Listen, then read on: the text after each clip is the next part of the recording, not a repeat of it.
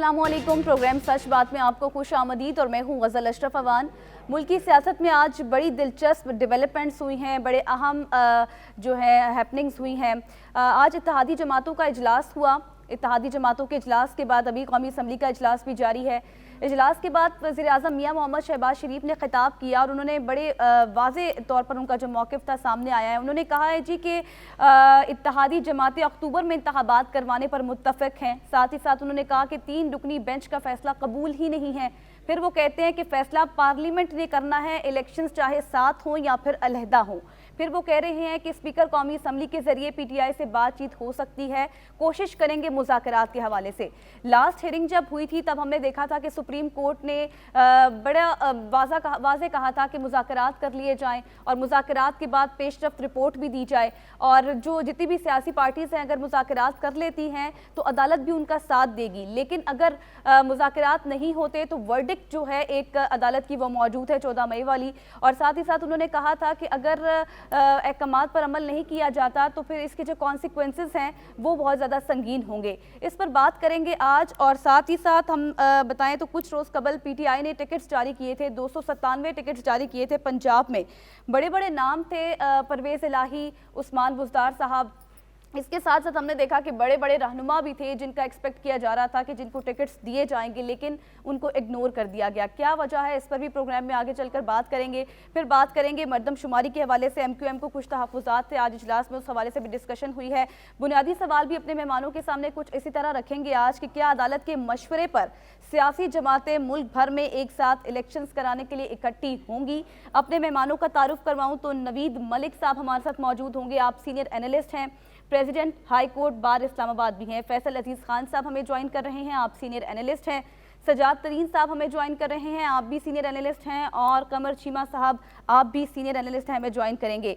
तरीन साहब, बहुत शुक्रिया आपके वक्त का। गुज़श्ता ईद मुबारक भी आपको। आपसे आगाज़ करना चाहूँगी, आज इत्तेहादी जमातों का इजलास हुआ है और बड़ा वाज़े मौक़िफ़ आया है वज़ीर-ए-आज़म मियां मोहम्मद शहबाज शरीफ साहब का। आपको भी बहुत ईद मुबारक हो। देखें, मैं आपको अर्ज करूं कि पाकिस्तान में ऐसा नहीं हो सकता कि अदालतें इस बात का फैसला करें कि इंतखाबात कब होने कब नहीं होने। पाकिस्तान की जो सुप्रीम कोर्ट है उसने पाकिस्तान के आइन के मुताबिक फैसला करना है। लेकिन सुप्रीम कोर्ट का ये माहौल मैं समझता हूँ बिल्कुल काबिल कबूल नहीं हो सकता कि वहाँ कोई जिरगा सिस्टम बन जाए कि जी आप सारे लोग बैठ के मुज़ाकरात करें, सब लोग जमा हो जाएं। जब सियासतदानों को ये कहा जाए कि जी आप सब लोग जमा हो जाएं तो आपको पता ही है कि अदालतों में हमारी आला अदालतों के जजेस की क्या सूरत हाल है, किस तरह का वहाँ ग्रुपिंग है, जजेस एक दूसरे से बात नहीं करते। ये तो तमाम वकला कह चुके हैं, चौधरी एतजाज एहसन ये बात कह चुके हैं, सरदार लतीफ खान खोसा ये बात कह चुके हैं और बहुत सारे जो हमारे सीनियर वकला हैं वो ये कह चुके हैं कि अदालतों में ये सूरत हाल है। जब जजेस एक साथ नहीं बैठ सकते तो फिर पॉलिटिशियंस को ये कहना कि आप बैठ जाएं इकट्ठे और या 4 बजे तक फैसला करके ये बताएं, ये मुमकिन नहीं हो सकता। फिर जिस किस्म की सूरत हाल बन रही है हमारे मुल्क में, मैं समझता हूँ इसका बेहतरीन हल ये है कि एक फुल कोर्ट बेंच बना दिया जाए और वो जो भी फैसला करेगा सब पार्टियां जो हैं उसे तस्लीम करेंगी। और ये जो इनको साथ बिठाने की बात है ये बिल्कुल ऐसे नहीं होगी। जुल्फ़िकार अली भुट्टो के खिलाफ जब PNA की तहरीक चली थी तो बहुत कोशिश की गई कि जनाब ये बैठकर जो मामला तय कर लें। प्रोफेसर गफूर साहब जो हैं उनके बहुत से इंटरव्यूज मौजूद हैं, बयानात मौजूद हैं कि भुट्टो साहब से हमारा कंप्रोमाइज हो गया था और हम मामला मुआहदा होने वाला था, लेकिन फिर ज़ियाउल हक की मार्शल आ गई। ये पॉलिटिशियंस अगर मामला को ठीक नहीं करेंगे, मामला इनके हाथ से निकल के अदालतों में जाएंगे और मामला जब अदालतों में जाएंगे, अदालतों के फैसले ये नहीं मानेंगे तो मैं ये समझता हूँ फिर ये ना फिर आइन रहेगा ना फिर यहाँ जमहूरियत रहेगी, फिर यहाँ इस मुल्क में कुछ और ही हो जाएगा और इसके जिम्मेदार ये तमाम तबकात होंगे जो आपस में एक दूसरे के साथ बैठ नहीं रहे, बातचीत नहीं कर रहे। और साहब, वज़ीर-ए-आज़म ने ये भी साफ कह दिया कि 3 रुकनी बेंच का फैसला मंजूर ही नहीं है, पार्लियामान ने अब फैसला करना है। अब ये बात अगर वाज़े हो चुकी है, फिर अक्टूबर की बताया गया कि अक्टूबर में इंतखाबात होंगे, ये भी ऐलान कर दिया गया है। अब अगर कल हियरिंग भी है और कुछ भी आ सकता है, जैसे अदालत ने पहले भी कहा कि वर्डिक्ट मौजूद है 14 मई वाली, फिर भी अगर नहीं माने जाते तो फिर क्या होगा? फिर तौहीन अदालत होगी। देखिए, आप जो बात जो है ना वो घुमा फिरा के बात करना चाहती हैं, वो मैं सीधा आपको बताना चाहता हूं कि बिल्कुल इस पॉलिटिशियन इसके लिए तैयार हैं। और अगर तौहीन अदालत में मियां शहबाज शरीफ को बुलाया जाएगा तो वो चले जाएंगे, वो अपने आप को कुर्बान कर देंगे। कोई और प्राइम मिनिस्टर आएगा, वो अपने आप को कुर्बान कर देगा। ये नहीं हो सकता कि जो फैसले पार्लियामान ने करने हैं वो कहीं और हों, किसी और फोरम पे हों। पार्लियामान जो है वो पाकिस्तान की सबसे बालादस्त जो है इदारा है। पार्लियामान अवाम के मुख्तलिफ नुमाइंदों का इदारा है। पार्लियामेंट आइन में तरमीम कर सकती है, पार्लियामेंट आइन में तब्दीली कर सकती है, कोई और इदारा नहीं कर सकता। हमारी तो बदकिस्मती ये रही है कि हमारी जजेस ने, हमारी आला अदालतों ने जनरल मुशर्रफ जैसे लोगों को आइन में तरमीम की इजाजत दी हुई थी। हमारी तो बदकिस्मती ये है कि हमारे जो जजेस हैं उन्होंने जो फैसले किए हुए माजी में वो उनको आधा पाकिस्तान नहीं मानता। जुल्फिकार अली भुट्टो को फांसी दे दी गई, वो नहीं मानते। फिर मियां नवाज शरीफ को नाइल किया गया। उसके बाद जो सामने आ रहे हैं ऑडियो लीक्स, वो सारी चीजें देख के तो ऐसे लगता है ये सारा कोई प्लान का हिस्सा है। तो ये सारी चीजें मुआशरे के हर तबके के देखनी पड़ेंगी, किसी एक तबके को नहीं है। और सियासतदानों ने ये फैसला कर लिया है कि इस दफा वो पार्लियामान की बालादस्ती को जो है वो हर सूरत साबित करेंगे, चाहे इसके लिए मियां शहबाज शरीफ को कुर्बान करना पड़े या किसी और को करना पड़े। ठीक है फैसल अजीज खान साहब, मुझे आप कहेगा, जैसे कि तरीन साहब ने भी कहा है कि वो समझते हैं कि फुल कोर्ट बेंच बनना चाहिए, आप समझते हैं कि फुल कोर्ट बेंच ही बनना चाहिए? और दूसरी तरफ जो आज हमने देखा, जो आज इजलास था, इस मुतालिक मैं आपका पॉइंट जानूंगी, लेकिन एक ब्रेक के बाद साथ रहिएगा।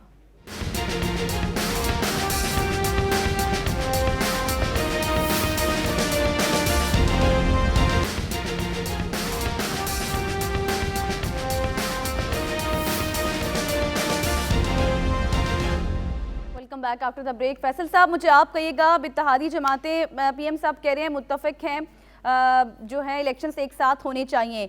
इस वक्त कोई मूड नहीं लग रहा हुकूमत का इलेक्शंस का?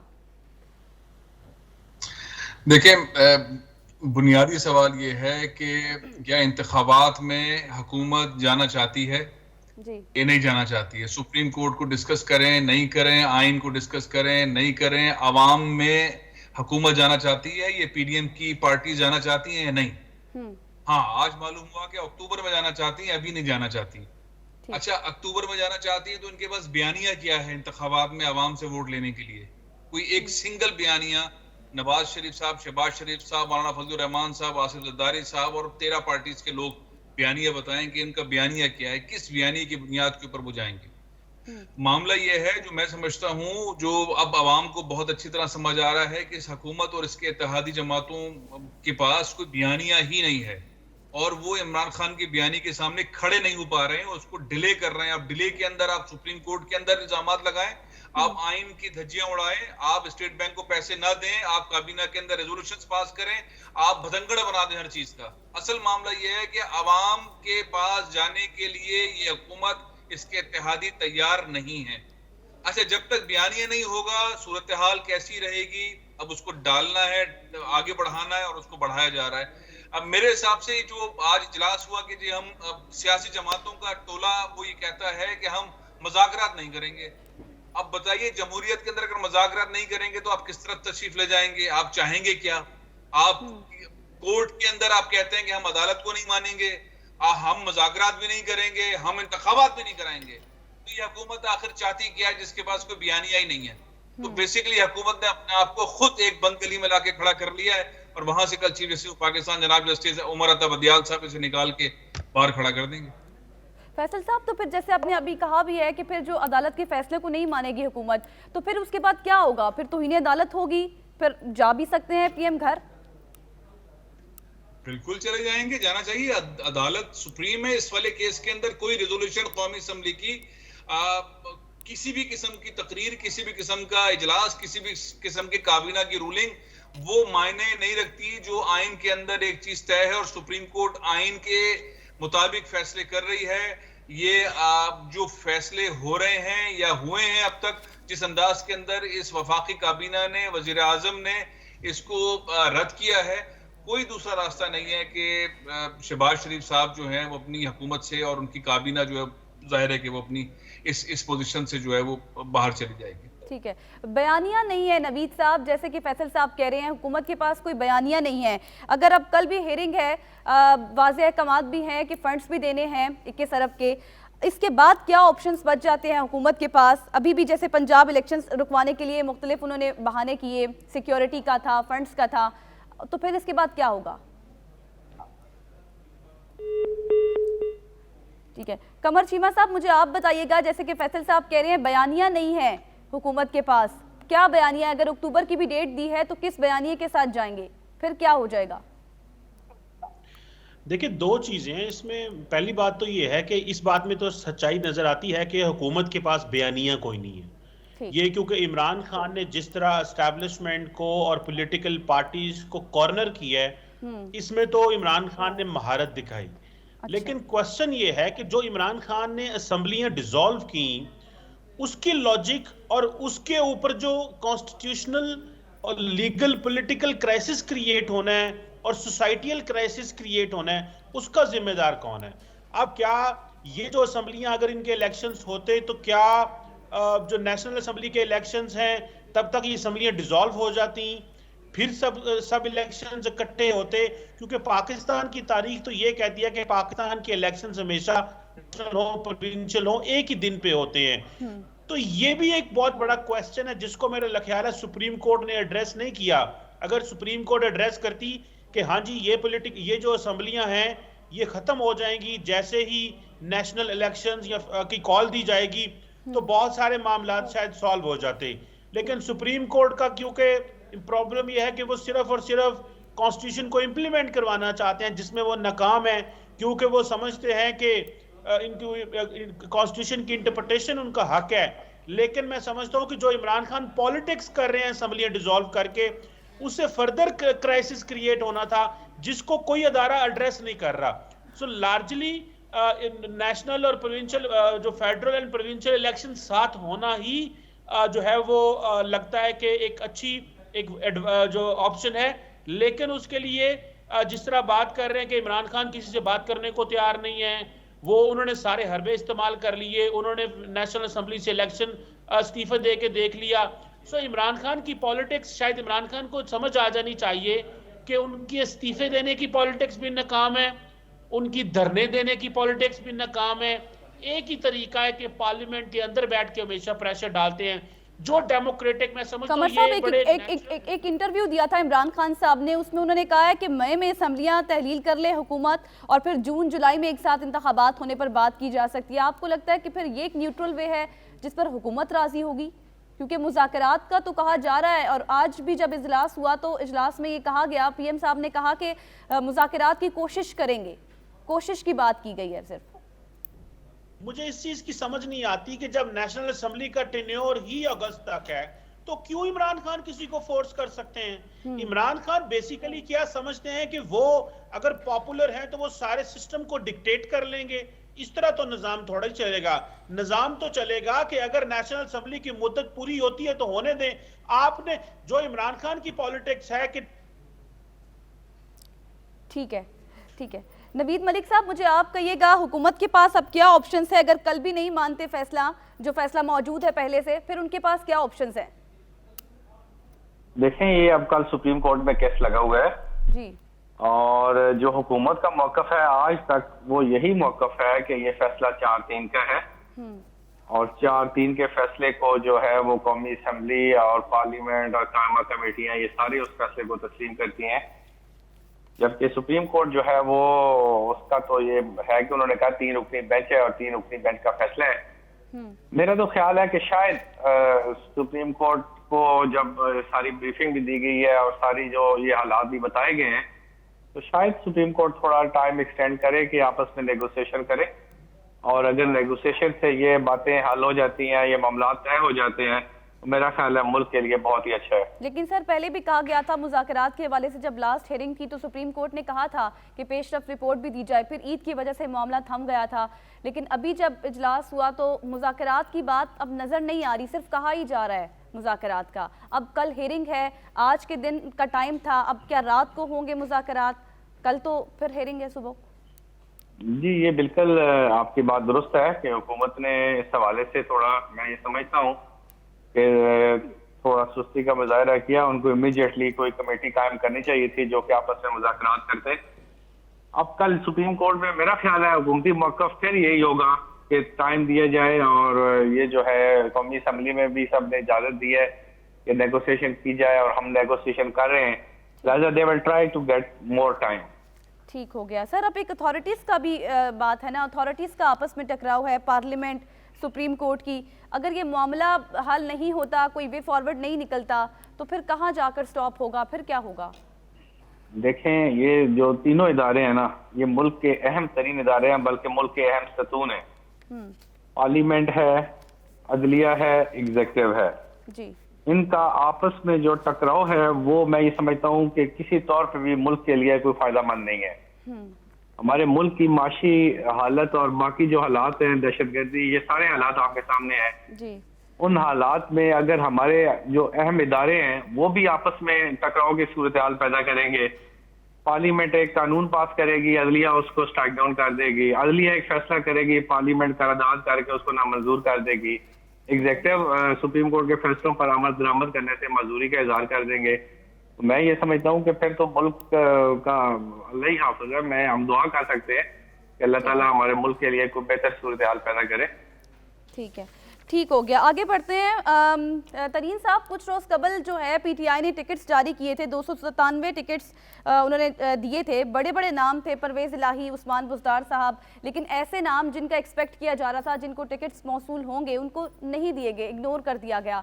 जब उनसे बातचीत हुई मुख्तलिफ प्रोग्राम्स में, जब उनसे सवाल किया गया, तो वो उनका भी यही कहना था कि चाहते थे कि मिल जाए, लेकिन शायद इमरान खान साहब ने नहीं समझा कि ऐसा होना चाहिए। आपको क्या लगता है कि ये टिकट्स में इमरान खान ने जो पंजाब में जो टिकट्स जारी किए हैं, मेरिट पर दिए हैं? नहीं, देखें, मैं आपको अर्ज करूं, ये जो पॉलिटिकल पार्टियां टिकट देती हैं ना, इसमें मेरिट वेरिट की कोई बात नहीं होती। इसमें ये देखा जाता है कि कौन आदमी लीडरशिप के साथ ज्यादा संजीदा है, कौन इलेक्शन जीत सकता है, किसका हल्के में कितना असर है। ये चंद लोग, जिसमें शाह महमूद कुरैशी साहब भी शामिल हैं, मुल्तानी मखदूम, इनको भी टिकट नहीं दिया गया, फवाद चौधरी को भी नहीं दिया गया। ये मैं समझता हूँ वो लोग हैं जिन पर इमरान खान साहब को ये शक है कि ये लोग पीटीआई में एस्टेब्लिशमेंट के मोरे हैं, और ये हर वक्त जो है ना एस्टेब्लिशमेंट के किसी न किसी हिस्से से इनका ताल्लुक रहता है, और ये पीटीआई की पॉलिसियों पर उस तरह अमल दरामद नहीं कर पा रहे जिस तरह इमरान खान कराना चाहते हैं। ये पॉलिटिकल पार्टियों में हमेशा ऐसा होता है कि जनाब की जो पॉपुलर, बहुत ज्यादा पॉपुलर पॉलिटिकल पार्टी हो, उसमें एक एक हल्के में 3-3, 4-4 कैंडिडेट आ जाते हैं, फिर उनके दरमियान में आपस में रसाकशी होती है, फिर वो एक दूसरे पर इल्जामात लगाते हैं, फिर ऊपर से लीडरशिप ने देखना होता है कि लीडरशिप किसको मौजूद समझती है, वो उसको कैंडिडेट जो है वो नामजद कर देती है। लेकिन मैं ये समझता हूँ कि इमरान खान साहब जो है वो जाती पसंद और नापसंद की बुनियादों पर टिकटों के फैसले कर रहे हैं, जिसके तबाहकुन नताइज इंतखाबात में आपको नजर आएंगे। ये लोग एक दूसरे के खिलाफ इलेक्शन लड़ेंगे, और किसी पीडीएम और किसी और पार्टी के कैंडिडेट को जो है ना इनको हराने में वो नहीं, इतनी कोशिश नहीं करनी पड़ेगी जितने ये इनके अपने लोग एक दूसरे को हराएंगे। और अंदर जो आम इंतखाबात हैं, चाहे वो अक्टूबर में हो, चाहे वो जब भी हो, इमरान खान साहब को वो नताइज नहीं मिलेंगे जो पिछले इंतखाबात में मिले हैं, क्योंकि पिछले इंतखाबात में फैज़ आम उनको मिल रहा था, अब वो फैज़ आम साहब भी घर चले गए हैं, और बाकी जो माहौल था वो भी अब नहीं बैठेगा, आरटीएस सिस्टम भी नहीं बैठेगा। तो ये तवक्को रखना कि इमरान खान साहब को बहुत जो है पॉपुलर हैं और बहुत सीटें ले जाएंगे, ऐसा मुमकिन नहीं है। अभी इंतखाबात की एक साहब बात कर रहे थे यहाँ आपके प्रोग्राम में, देखें मैं आपको अर्ज करूं, पाकिस्तान का जो आइन है वो पूरे पाकिस्तान पे नाफिज होता है। ऐसा नहीं होता कि आइन जो है वो पंजाब के लिए और हो और केपी के लिए और हो। केपी की असम्बलियां भी तो उसी तरह टूटी हैं, केपी के लिए आर्डर क्यों नहीं आया? और फिर आइन के मुताबिक 90 रोज में इंतखाबात होने चाहिए थे। जो सुप्रीम कोर्ट ने जो 14 मई की डेट दी है वो तो 90 रोज से ऊपर हो गए हैं। जब कोर्ट की जानिब से ये किया जा रहा है तो फिर पॉलिटिशियंस क्या करेंगे? केपीके में क्यों नहीं फैसला आया कि केपीके में भी इलेक्शन कराए जाएं? देखिए, बात यह है, ऐसे मामलात, ऐसे फैसलों से मैं ये समझता हूं कि मुल्क के जो छोटे सूबे हैं वहां एहसास महरूमी पैदा होती है।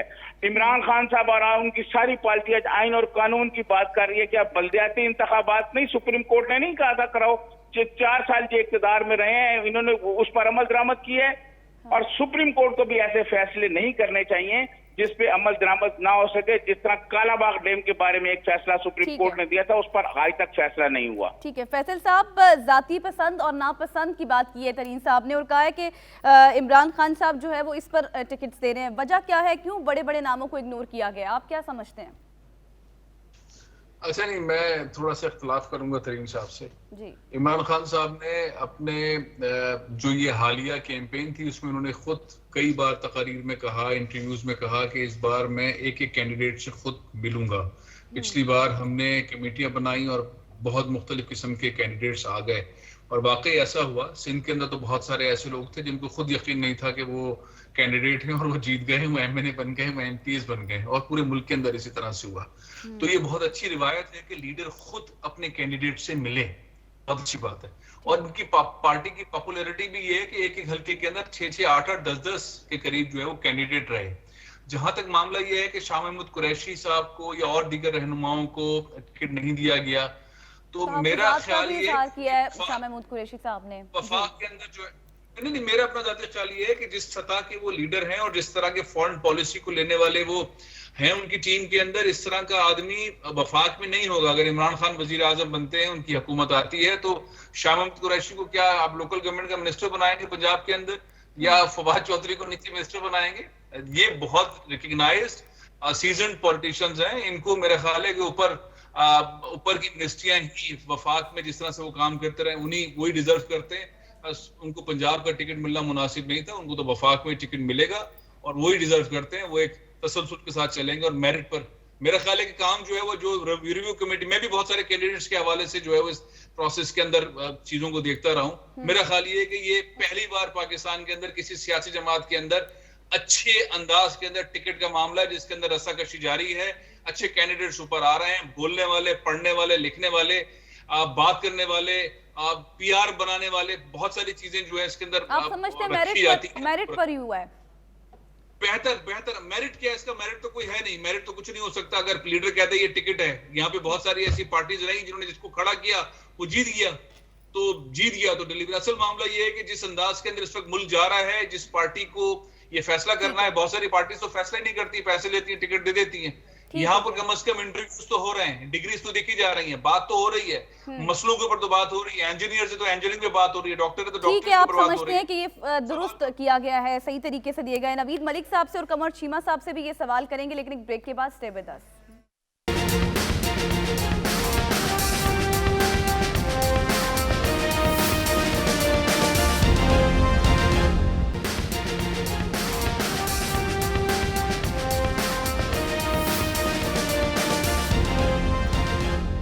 Welcome back after the break. Naveed Malik साहब, मुझे बताइएगा, शाह महमूद कुरैशी साहब ने भी तहफ़्फ़ुज़ात का इजहार किया है, और वजह क्या है? वज़ीर आला के ख्वाहिशमंद थे या फिर कुछ और वजह नज़र आती है आपको?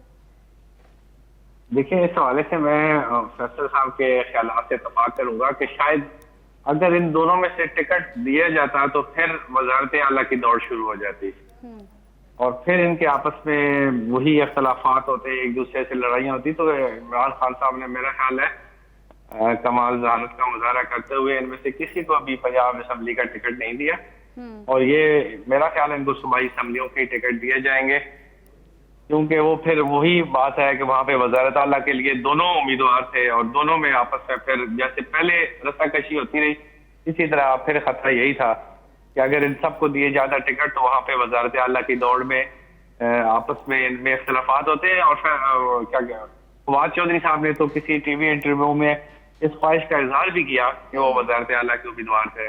जी सर, लेकिन जैसे अब मुल्क की सियासत का मेन किला समझा जाता है पंजाब को, अगर पीटीआई को फॉर एग्जांपल अक्सरियत हासिल हो जाती है पंजाब में, तो फिर आपको क्या लगता है कौन कैंडिडेट हो सकता है, पोटेंशियल कैंडिडेट कौन होगा? देखिए, इमरान खान साहब फिर जो मेरी जाती व्यू है कि कोई ऐसे किसी भी ऐसे मजबूत उम्मीदवार को शायद वहां पे फिर वजारत आला का उम्मीदवार ना बनाए। वो किसी पहले की तरह मुजार साहब जैसा कोई उम्मीदवार शायद ढूंढ के लाए जो उनकी बात कहने पे चल सके और बिल्कुल पार्टी के साथ कोई अपनी मर्जी ना कर सके। ठीक हो गया। कमर चीमा साहब, आप क्या समझते हैं? इमरान खान ने पार्टी टिकट्स मेरिट पर दिए हैं, बाकी पैनलिस्ट की भी आपने तज्जिया सुना।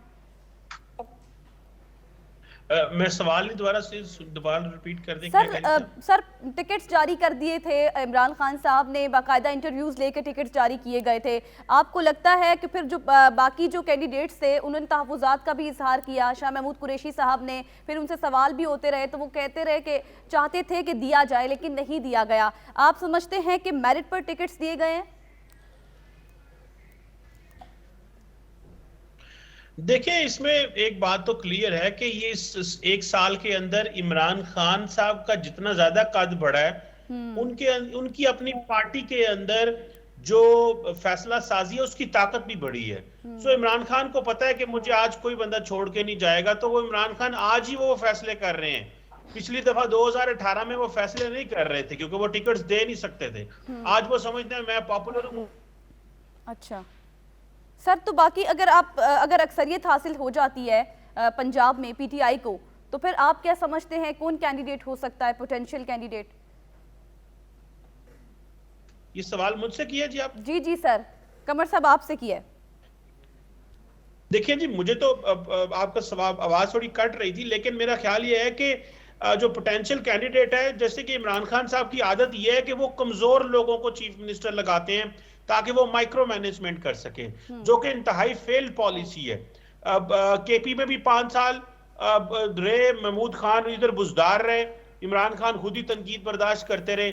ये मैं समझता हूँ ये 11 करोड़ अवाम और पंजाब के और 4 से 5 करोड़ खैबर पख्तूनख्वा के लोगों की इंसल्ट है कि उनके सामने एक पपेट एंड डमी चीफ, यानी कि आप समझते तो हैं मेरे कि नाम पे वोट मिले। जैसे सर 2018 में जब वज़ीर-ए-आला लगाना था, तो आप समझते हैं कि जब कोई भी ये एक्सपेक्ट नहीं कर रहा था कि उस्मान बुज़दार साहब को लगाया जाएगा, लेकिन लगा दिया गया, और अभी भी इमरान खान साहब उनके हवाले से कोई नेगेटिव चीज़ नहीं सुनते, वो समझते हैं कि सब ठीक है। मतलब आप समझते हैं कि अब आगे इन फ्यूचर भी वो कैंडिडेट हो सकते हैं? देखिए, इमरान खान को जितने भी ताकतवर लोग होते हैं वो अपने साथ कमजोर लोग रखते हैं। वो पढ़े लिखे, सियाने, समझदार, ऐसे लोग जो खुद फैसले कर सकें और अपनी अथॉरिटी एक्सरसाइज कर सके, वो ऐसे बंदे को नहीं देंगे पावर। सो इमरान खान का भी यही प्रॉब्लम है कि वो किसी ऐसे बंदे को पावर नहीं देंगे जो अपनी अथॉरिटी एक्सरसाइज कर सके और उसका फायदा उठा के वो और बड़ा पॉलिटिकल प्लेयर बन जाए। तो ये तो पार्टी के हालात हैं, ये पाकिस्तान की सियासत के अलावा सारे ऐसे ही करते हैं, तो इमरान खान भी वैसे ही कर रहे हैं। ठीक हो गया, आगे बढ़ते हैं। MQM के हवाले से उन्होंने भी तहफ़्फ़ुज़ात का इजहार किया है। मरदमशुमारी के हवाले से आज इजलास में भी बात हुई। PM साहब ने कहा कि उनके तहफ़्फ़ुज़ात दूर करने की कोशिश की जाएगी। तरीन साहब, मुझे आप बताइएगा, मरदमशुमारी पर तहफ़्फ़ुज़ात हैं MQM के, और अपने कौमी असम्बली के अरकान से उन्होंने इस्तीफ़े भी ले लिए हैं। क्या वाकई MQM कौमी असम्बली से इस्तीफ़े दे देगी? बिल्कुल, मैं इस पे MQM के पे बात करता हूँ, लेकिन पहले मैं एक बात करना चाहता हूँ। जो फैसल अजीज खान ने बात कही है ना कि शाह महमूद कुरैशी वजीर बल्दियात नहीं बनना चाहता, उनकी पहली और आखिरी ख्वाहिश जो है वो चीफ मिनिस्टर बनने की, और ये आज की नहीं है, क्योंकि उनका और मेरा शहर एक है, हम पड़ोसी हैं मुल्तान में। मुझे ये पता है कि जब वो पीपल्स पार्टी में थे और जब पीपल्स पार्टी के पंजाब के जब सदर थे, उनकी उस वक्त भी ये ख्वाहिश थी कि वो चीफ मिनिस्टर बने। वो मिनिस्टर नहीं बनना चाहते, उनकी ख्वाहिश ये है, क्योंकि पंजाब बड़ा सूबा है, पंजाब का चीफ मिनिस्टर एक ताकतवर होता है, उनकी ख्वाहिश ये है कि वो चीफ मिनिस्टर बने। और जिस तरह खान साहब ने उनको टिकट नहीं दी, आप यकीन मानिएगा इसके तबाहकुन नताइज आपको जनूबी पंजाब में नजर आएंगे। और शाह महमूद कुरैशी साहब जो हैं, वो उनकी जो पसे पर्दा कोशिशें हैं वो PTI के लिए बहुत नुकसानदेह होंगी, आप आने वाले दिनों में देखिएगा। और मुझे तो ये भी इल्म है कि शाह महमूद कुरैशी साहब जो हैं वो अब आजकल किस किस पार्टी के किन किन लीडरों के रास्ते में हैं। एक तो बात ये होगी। दूसरी बात ये, मैं समझता हूँ कि मरदमशुमारी पे MQM के जो तहफ़्फ़ुज़ात हैं इसे बिल्कुल दूर करना चाहिए। ये बात नहीं है कि छोटे सूबे को आप नजरअंदाज करें या छोटी पार्टियों को आप नजरअंदाज करें। मरदमशुमारी जो है शफाफ तरीके से होनी चाहिए। कराची में आपको 3 करोड़ से ज्यादा का कराची शहर हो गया है, और उसमें जो उसकी सही मरदमशुमारी नहीं हो रही, तो ये नुकसानदेह है। ये मैं समझता हूँ कि MQM वालों का पॉइंट ऑफ व्यू। फैसल साहब, आप समझते हैं दुरुस्त तहफ़्फ़ुज़ात हैं जैसे तरीन साहब कह रहे हैं, शफाफ तरीके से मरदमशुमारी होनी चाहिए? मैं माज़रत के साथ तरीन साहब के जवाब पे कमेंट कर दूं। वो मुल्तान के हैं, शाह साहब भी मुल्तान के हैं। शाह साहब का जो करियर है, उनकी ख्वाहिशात कुछ भी हों, लेकिन कप्तान इतना पॉपुलर है कि जो वो चाहेगा वैसा होगा। शाह साहब की किसी पार्टी में जाने से या शाह साहब के नाराज होने से उनको पंजाब का टिकट नहीं मिलने वाला। अच्छा, जो मरदमशुमारी वाला मामला है, इसमें बहुत सारी ऐसी चीजें हैं, कुछ 17 के करीब पॉइंट्स मुत्तहिदा कौमी मूवमेंट ने जराए बताते हैं कि हुकूमत के सामने रखे हैं। अच्छा। कि जो आपने मर्दमशुमारी के जी नहीं जगाया गया, जहां गए वो टैबलेट्स के अंदर खाली घर के महदूद लोगों के बारे में लिखा गया। ये जो शवाहिद सामने आ रहे हैं कि कराची की आबादी पिछले सेंसस 2017 से भी कम हो गई है। तकरीबन 3.5 करोड़ का शहर है और आबादी जो 2017 के अंदर होती है उससे भी कम हो गई है। जाहिर है एमक्यूएम के पास और कोई बयानिया नहीं है, ये वाहिद बयानिया है।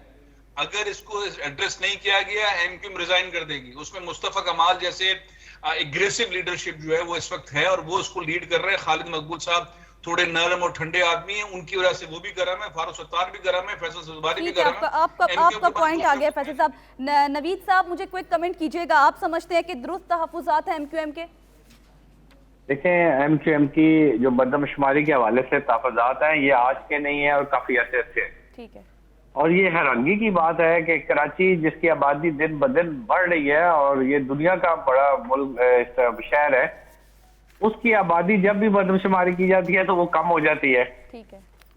और ये बिल्कुल मैं ये समझता हूँ कि उनके तहफ़्फ़ुज़ात ठीक है और हुकूमत को अगर उनको अपने साथ अटैच रखने हैं तो उनके तहफ़्फ़ुज़ात को दूर किया जाना चाहिए। ठीक है। कमर शीमा साहब, what's your take on it? देखें जी, बिल्कुल ये एमक्यूएम के एतराज़ात जो हैं वो एड्रेस किए जाने चाहिए। हमारी जो बड़ी सियासी जमातें हैं उनका हमेशा प्रॉब्लम है, वह छोटी सियासी जमातों को समझते हैं कि बस इनको हुकूमत बनाने के लिए रख लो, लेकिन उनके जो जेन्युइन कंसर्न्स हैं वो एड्रेस नहीं होते। सो बिल्कुल एड्रेस होने चाहिए। ठीक है, बहुत शुक्रिया तमाम मेहमानों का हमारे साथ मौजूद थे। पैनलिस्ट की राय भी आपने जानी। आज कुछ पोलिंग हमने क्रिएट की थी सोशल मीडिया पर, जिसका पहला सवाल इस तरह था कि क्या अदालत के मशवरे पर सियासी जमातें मुल्क भर में एक साथ इलेक्शंस करवाने के लिए इकट्ठी हो पाएंगी, जिसका हाँ में जवाब 8% आया है, जबकि नहीं में 92% आया है। दूसरा सवाल कुछ इस तरह था कि क्या इमरान खान ने पंजाब में पार्टी टिकट्स मेरिट पर दिए हैं, जिसका हाँ में जवाब 75% और नहीं में 25% आया है। तीसरा सवाल भी कुछ इस तरह था कि मर्दमशुमारी के तहफ़्फ़ुज़ात एमक्यूएम ने अपने कौमी असम्बली अरकान से इस्तीफ़े भी ले लिए हैं, क्या वाकई एमक्यूएम कौमी असम्बली से इस्तीफ़े देगी, जिसका हाँ में जवाब 7% और नहीं में 93% आया है। इसी के साथ प्रोग्राम का वक्त ख़त्म हुआ। कल फिर हाजिर होंगे। अल्लाह हाफ़िज़।